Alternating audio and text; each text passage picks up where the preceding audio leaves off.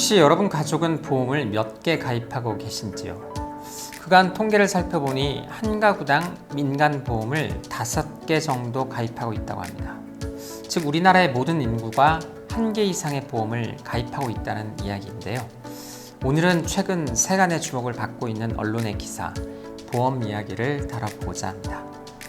최근 기사의 내용은 사망한 외국인 아내의 남편이 한 보험사를 상대로 낸 소송에서 승소했다는 이야기입니다.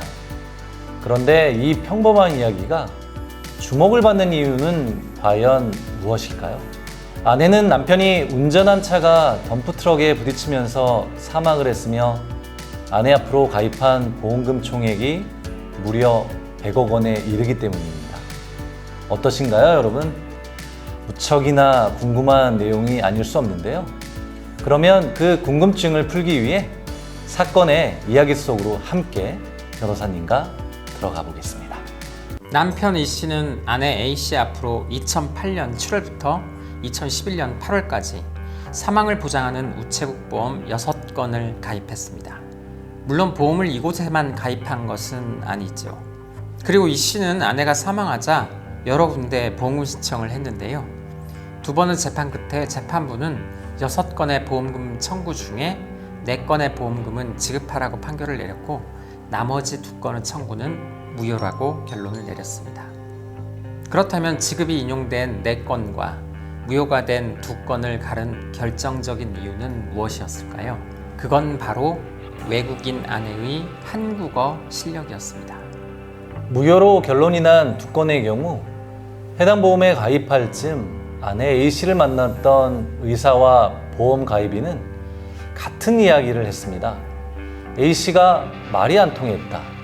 하나도 못 알아듣는다고 진술을 했고 재판부는 이를 토대로 A씨가 보험 계약 내용을 이해한 후 진정한 의사로 동의했다고 볼 수 없다고 결론을 내렸습니다. 반면 A씨가 한국어 교육센터에 다니기 시작한 이후에 가입한 다른 4개 보험은 효력이 있다고 보았습니다. 그러면 왜 보험회사는 남편 E씨에게 사망보험금 지급을 꺼려했던 것일까요? 지금으로부터 9년 전인 2014년 8월 E씨는 아내를 옆에 동승한 채 승합차를 운전해서 시속 60-70km의 속도로 고속도로 5차로를 달리고 있었습니다. 그러다가 졸았던지 갓길에 주차된 8톤 화물차를 들이받았고 차는 화물차 밑으로 깔려 들어갔습니다. 이 사고로 조수석에 탔던 임신 7개월의 24살 아내가 숨졌습니다. 아내는 캄보디아인으로서 2008년 만 18세의 E씨와 결혼해서 당시 결혼 7년차 되던 때였습니다. 그런데 E씨가 2008년부터 2014년까지 아내를 피보험자로 자신을 수익자로 한 보험이 33건에 이르렀습니다. 아내가 동승한 차가 화물차를 들이받고 아내만 사망한 점, 그리고 보험이 33건에 이른다는 점을 근거로 검찰은 살인과 보험금 청구 사기 등의 혐의로 E씨를 재판에 넘겼습니다. 아내가 사망할 당시 보험금은 원금만 95억 원, 지연이자를 합치면 100억 원이 넘습니다. 상당히 큰 돈인데요. 게다가 매월 납입보험료도 427만 원이나 되었다고 하네요. 이 씨는 졸음운전 중 발생한 사고라고 주장하며 살인 혐의를 부인했습니다. 1심은 무죄, 2심은 무기징역을 받고 이 씨는 3심에서 무죄를 선고받았고 이어서 파기환송심, 제3고심까지 치열한 법정 공방을 거친 끝에 법원은 범행 동기가 선명하지 못하다며 살인 혐의를 무죄로 판단했습니다. 다만 교통사고 처리 특례법상 치사 혐의만 유죄로 인정되어 이 씨는 2021년 3월 징역 2년형이 확정되었고 올해 출소를 하였습니다. 보험사들은 살인 혐의로 이 씨가 재판을 받았다는 이유로 보험금 지급을 거부하였습니다. 그러자 이 씨는 보험사들을 상대로 민사소송을 제기했습니다. 소송 중 일부는 판결이 끝났고 일부는 아직도 진행 중인데요. 그런데 현재까지 진행된 소송에서 재판부는 이 씨가 보험금을 부정취득할 목적으로 보험계약을 맺었거나 일부러 교통사고를 일으켰다고 인정하기 부족하다라고 하면서 이 씨의 손을 들어주었습니다. 앞에서 말씀드린 우체국과의 소송에서도 6건의 계약 중 한국어를 하지 못했던 시기의 계약 2건을 제외하고 나머지 4건은 보험금을 지급하라고 판결을 내린 것이었습니다. 그렇다면 재판부가 부정취득의 목적으로 보험계약을 맺지 않았다고 판단한 근거는 무엇일까요? 변호사님께서 알기 쉽게 설명을 잘 좀 풀어서 해주시겠습니까? 네, 그 근거를 5가지 정도로 정리해 볼 수 있겠습니다. 첫 번째, 아내가 피보험자로 가입한 보험은 교통사고에 임박하여 집중적으로 가입한 것이 아니라는 점입니다. 33건의 보험은 결혼을 한 2008년부터 2014년까지 매년 꾸준히 계약을 진행했다는 것입니다. 두 번째, 가입한 보험 대부분은 순수하게 사망을 보장하는 목적이 아니라 재해, 질병치료 등도 함께 보장하거나 투자 및 예적금 기능도 가지고 있었다는 점입니다. 세 번째, 이 씨는 아내뿐만 아니라 본인 및 다른 가족들을 피보험자로 한 다수의 보험 계약을 체결했다는 것입니다. 이 씨 본인을 피보험자로 둔 계약은 55건, 아버지는 2건, 어머니는 4건, 큰딸은 14건, 작은 딸은 12건 등으로 파악이 되었습니다. 네 번째, 이 씨는 다수의 보험을 가입한 이유로서 보험 설계자의 계속된 권유, 과거 어머니 수술 시 보험의 혜택을 본 경험, 그리고 나이 차이가 크게 나는 아내와의 혼인과 출산 등 보험의 필요성을 절감해 다수 보험에 가입했다고 주장했는데요. 형사소송의 증인으로 나온 보험 설계자들도 같은 취지로 진술을 했다고 합니다. 한 설계사는 이 씨 성격이 맺고 끊는 것이 분명하지 못하여 보험 가입을 권유하면 잘 거절하지 못했다 라고 진술을 했다는 것이고, 또 다른 설계사도 처음에는 거절하다가도 다시 방문하면 가입해주기도 하고, 이 씨가 운영하는 생활용품점에서 보험 영업에 필요한 기념품, 선물 등을 자주 사면서 보험 가입을 권유하기도 했다라고 진술을 했다는 것입니다. 다섯 번째, 생활용품점 경영 수입과 대여금 이자 수입 등을 고려할 때 교통사고 당시 이 씨는 보험료 부담을 충분히 감당할 만한 정도의 경제적 상황이었다는 점입니다. 그렇군요. 그런데 교통사고가 일어났던 2014년을 거슬러 올라가 보니까 언론에서 엄청나게 집중적으로 보도가 되었던 기록이 나옵니다. 그 이유가 남편이 운전한 차에 동승한 아내만 사망했고 본인은 살아났으며, 게다가 사망보험금이 100억 원 가까이 되다 보니 당연히 그럴만 했는데요.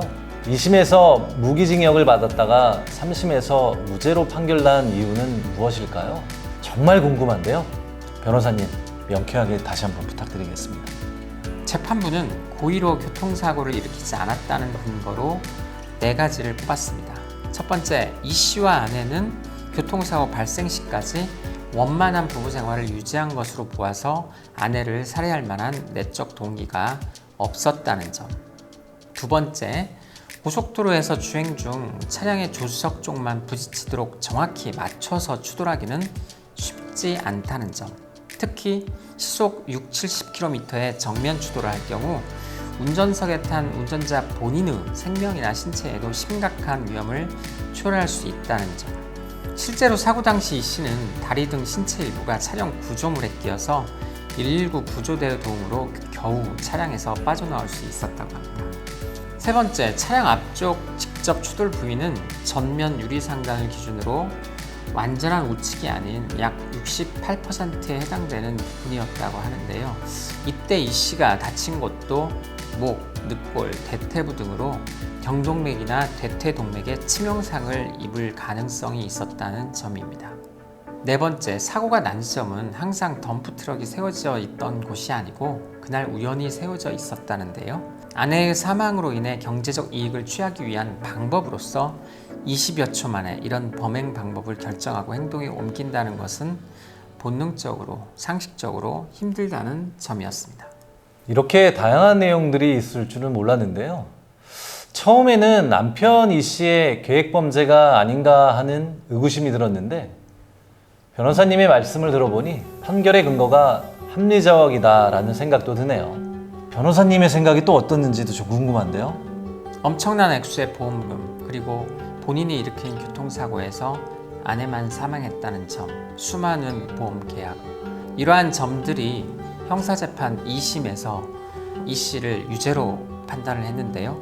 결국 대법원은 의심스러울 때는 피고인의 이익으로, 즉 유죄인지 무죄인지 확신이 없을 때는 무죄로 판단해야 된다는 형사 대원칙을 확인하여 이 씨는 결국은 무죄로 인정을 받아 결국 보험금도 가지게 되었습니다.